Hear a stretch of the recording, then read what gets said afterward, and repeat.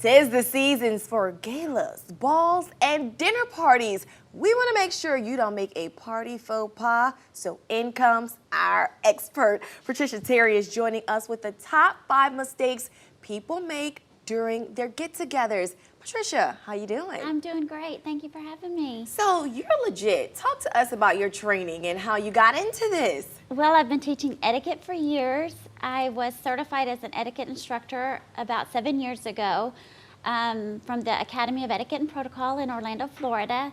The director of that academy would come to Las Vegas and teach classes at our church, and I helped her for years and then decided I wanted to become a certified etiquette instructor myself, and I am certified in children etiquette.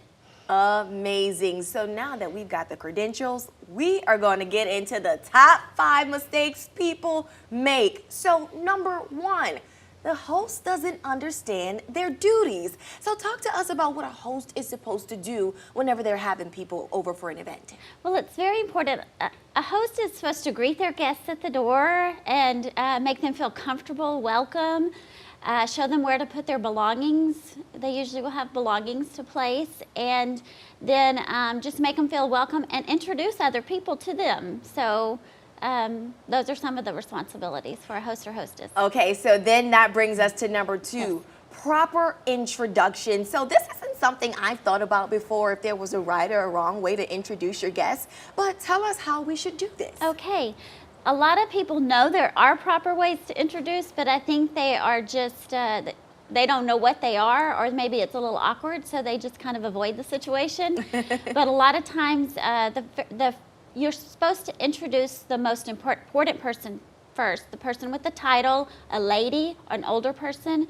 You're supposed to say their name first and introduce to the other person. Got it, got it. So it's a little hierarchy going on there. Yes, a little bit. All right, so number 3, finally, you've sat down, people start eating too soon. Yes, ma'am.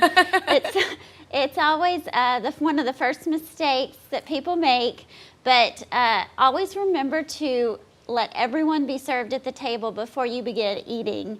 If there is a host or hostess at your table, they will signal the beginning of the meal by a blessing or a toast or an announcement or any combination of the 3. All right, so normally we start with like our soup or salad, our bread. Mm-hmm. Which way are we supposed to pass those things? To the right. To the right, to the right. Yes, everyone should pass to the right. And if you pass first, don't take the first item. Wait and take yours last. That is so good to know. Yes. Okay, don't put your hand in the jar before anyone else. And then here's the one that I think a lot of people are waiting to hear. What utensils to use first? That is a good question, Yeah. and I think people just don't know. They've never been taught. You start from the general rule of thumb is you start from the outside and work your way in with each course.